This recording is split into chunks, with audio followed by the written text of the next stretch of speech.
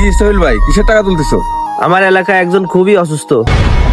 বড় লোক মানুষ, তাও সরল কেমন? দিদি, কার কাছে কত আছে? ভাই, আমার কাছে 40 টাকা আছে।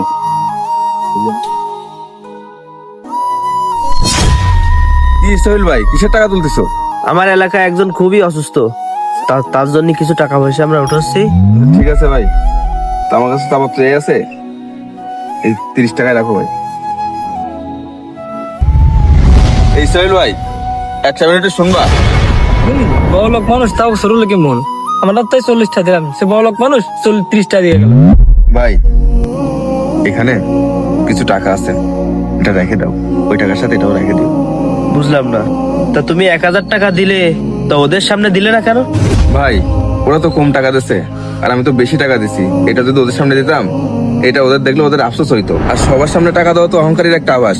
আর উত্তম দান তো সেটাই, যেটা গোপনে করা হয়। গোপনে দান আল্লাহর কাছে সবচেয়ে প্রিয়। আপনি কি কখনো গোপনে দান করেছেন? কমেন্টে জানান। আর এমন ভিডিও পেতে পেজটি ফলো আর সাবস্ক্রাইব করে রাখুন।